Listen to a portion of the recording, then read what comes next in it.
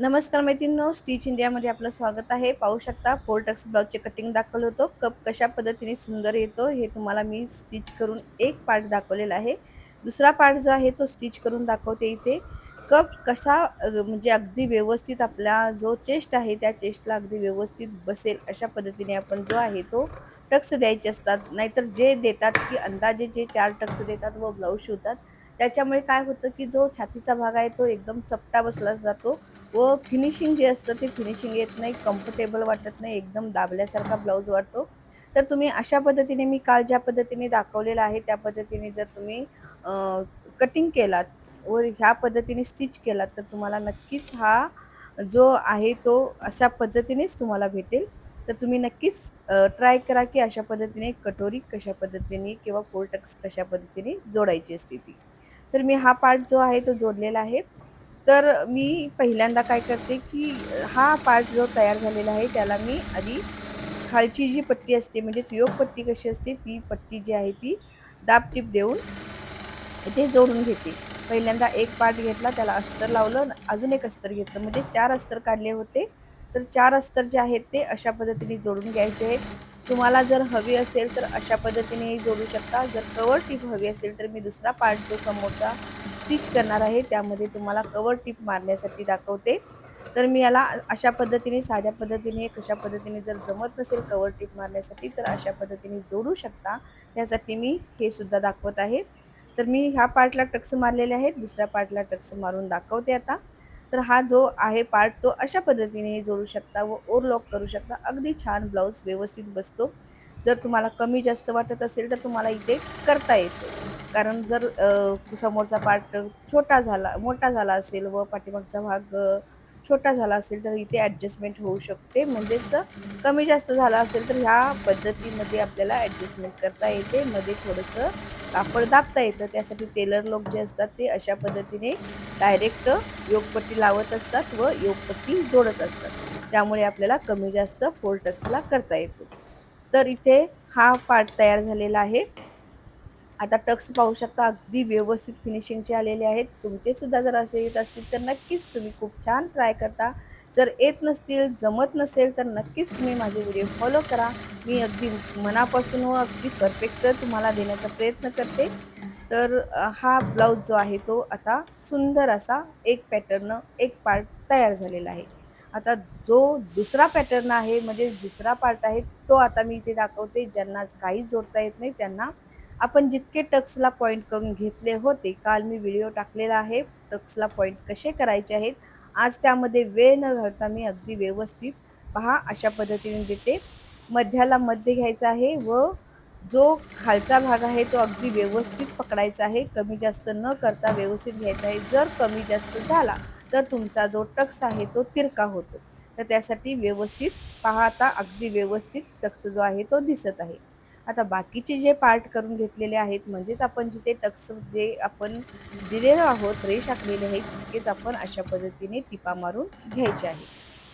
आता साइडचा टक्स जो आहे तो म्हणजेच आर्महोलचा टक्स जितका घेतलेला आहे तितकाच इथे दाबायचा आहे. म्हणजे तितकाच आपल्याला टक्स घ्यायचा आहे.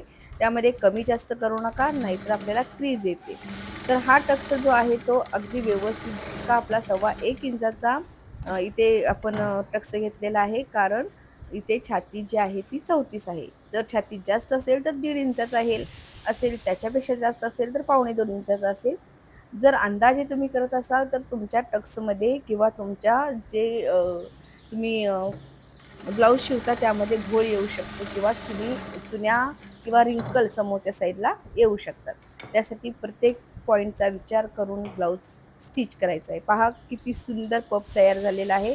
तुमचाही असाच होत असेल तर नक्कीच छान आहे. होत नसेल तर नक्कीच माझा पूर्ण व्हिडिओ पाहू शकता. आणि अजून तुम्ही चॅनलला नवीन असाल तर नक्कीच चॅनलला सबस्क्राईब करा, शेअर करा व लाईक करायला विसरू नका. तसेच कमेंट करा की तुम्हाला अजून काय शिकायचं आहे. जसा मला वेळ भेटेल तसं नक्कीच तुम्हाला मी शिकवण्याचा प्रयत्न करेल. आता मी तुम्हाला तिथे डायरेक्ट टिप मारायला शिकवली. आता मी तुम्हाला कव्हर टिप कशा पद्धतीने मारायची हे तुम्हाला शिकवते. तर पहा त्यासाठी मी एक कापड वरती घेतलेलं आहे, एक कापड खाली ठेवलेलं आहे. म्हणजेच मेन फॅब्रिकला लावलं व अस्तरचं साईड अस्तरच्या साईडला लावलेलं आहे. आता इथे मी टीप मारून घेतलेली आहे.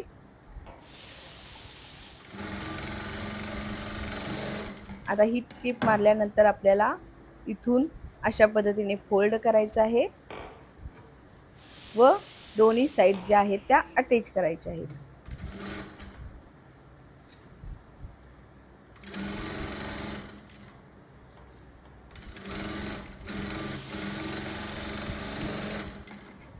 आता याला एका हाताने आपण अशा पद्धतीने कापड ओढायचं आहे.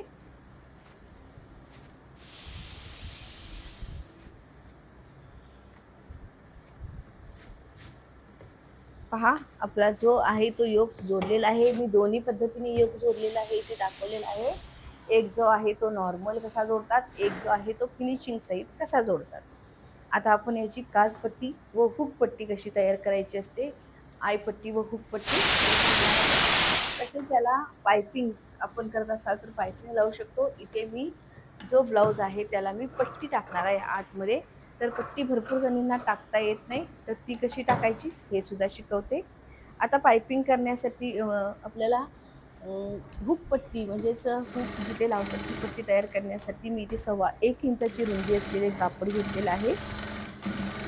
आता टीप मारून घेतलेली आहे, वरून टीप घ्यायची आहे.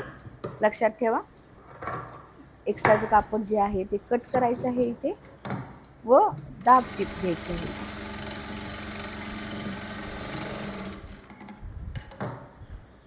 आता आपण अशा पद्धतीने फोल्ड थोडा करायचा आहे, म्हणजेच आपल्याला जितकी पट्टी तयार हवी आहे तितका फोल्ड घ्यायचा आहे. एक्स्ट्राचं कापड जे आहे ते सुद्धा आतमध्ये टाकायचं आहे. आता अजून एक फोल्ड घ्यायचा व सर्व कापड आत टाकायचं आहे. आता हे कापड सुद्धा आपण बोटाच्या साहाय्याने आपण अशा पद्धतीने व्यवस्थित घ्यायचं आहे व आत टाकायचं आहे.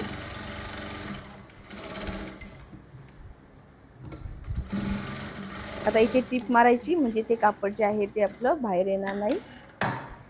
आता इथे आपली हुक पट्टी जी आहे ती तयार झालेली आहे. आता आपण आयपट्टी बनवत आहोत, तर आयपट्टी कशी बनवायची असते, आधी चेक करायचा बरोबर आहे का, मग आपण जर कमी जास्त असेल तर इथे आपण ॲडजस्ट करू शकतो. म्हणजे दाब थोडासा, टक्स थोडासा कमी किंवा जास्त करू शकतो, म्हणजे आपल्याला गळा किंवा आपली जी हुक आणि आयची पट्टी आहे ती अगदी बरोबर तयार होईल. आता 2 इंचाचं मी इथे रुंदी घेतलेली आहे.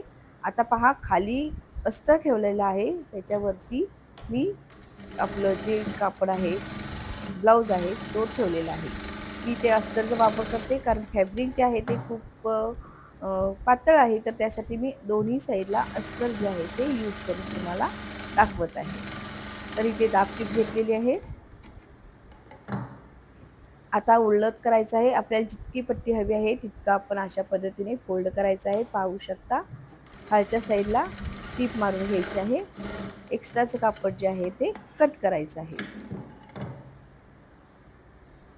आता एका साईडने अशा पद्धतीने आपल्याला उलट करायचं आहे व टीप मारून घ्यायची आहे.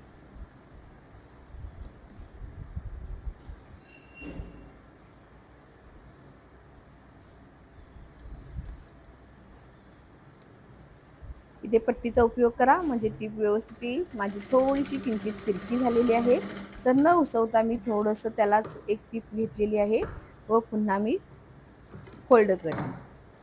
पट्टी कायम वापरलात तर अगदी व्यवस्थित व फिनिशिंगचं काम येतं. तर पट्टी आपली जी असते ती स्केल वापरायची म्हणजे अगदी व्यवस्थित आपल्याला फिनिशिंग येत असतं. आता टोक काढून घेतलेलं आहे मी. आता टीप मारून घ्यायची आहे. इथे आपण डायरेक्ट आयसुद्धा करू शकतो किंवा हातावरची सुद्धा आय करू शकतो. आता साईडने टीप मारायची आहे.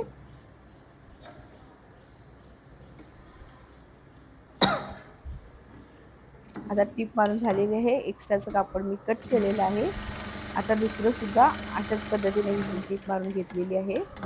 आता एकदा चेक करायचं बरोबर आहे का, तर अगदी परफेक्ट, कुठेही कमी जास्त झालं नाही. कटिंग माझं परफेक्ट असतं, त्यामुळे माझं स्टिचिंगसुद्धा अगदी सुंदर व परफेक्ट होतं, याची मला खूप खात्री असते. कारण मी कटिंग करताना नेहमी करेक्ट करते व करेक्ट शिकवतसुद्धा असते. माझे क्लासेस चालू आहेत पुण्यामध्ये. जर तुम्हाला शिकायचं असेल तर तुम्ही येऊ शकता. तुम्ही दिलेल्या नंबरवरती कॉल करू शकता किंवा DM करू शकता. माझे क्लासेस चालू आहेत, तर तुम्ही ऑनलाईनसुद्धा करू शकता, ऑफलाईनसुद्धा करू शकता. जर तुम्हाला पॅटर्न हवे असतील कटिंगचे तर ते सुद्धा तुम्हाला उपलब्ध करून दिले जातील.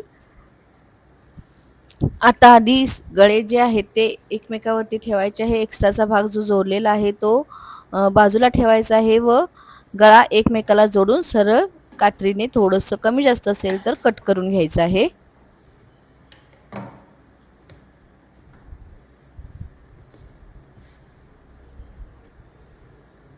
आता आपण जशा पद्धतीने पायपिंग काढतो त्या पद्धतीने तिरक्या रेषा आपण म्हणजे गोटसाठी काढतो तसे 1.25 इंचाचे आपल्याला पट्ट्या काढून घ्यायच्या आहेत.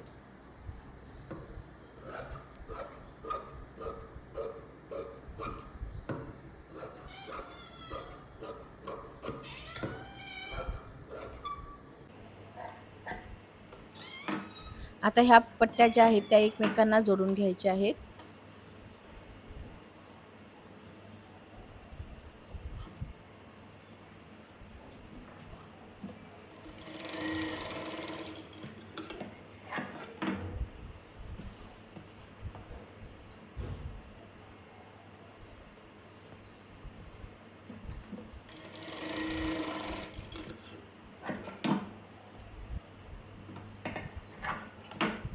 आता मधून फोल्ड करून अशा पद्धतीने टीप मारून घ्यायची आहे. जशी आपण गोटपट्टी तयार करतो त्या पद्धतीने टीप मारायची आहे.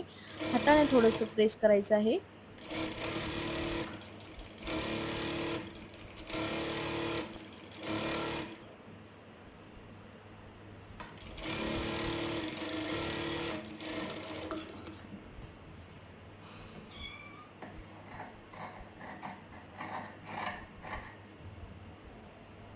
एक्स्ट्रा जर कापड असेल ते कट करून घ्यायचं आहे.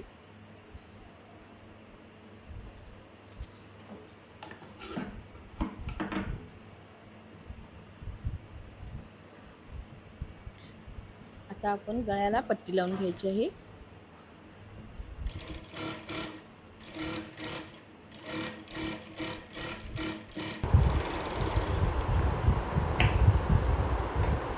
कात्र्या मारून घ्यायच्या, एक्स्ट्राचं कापड कट करायचं व दाबटीप मारायची.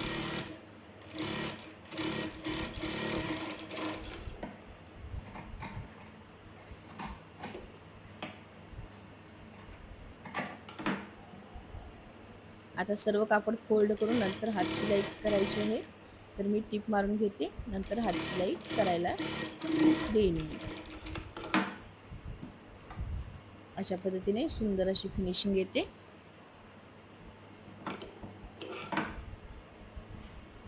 अशा पद्धतीने फोल्ड सुद्धा करू शकता व टीप मारून घ्यायची आहे.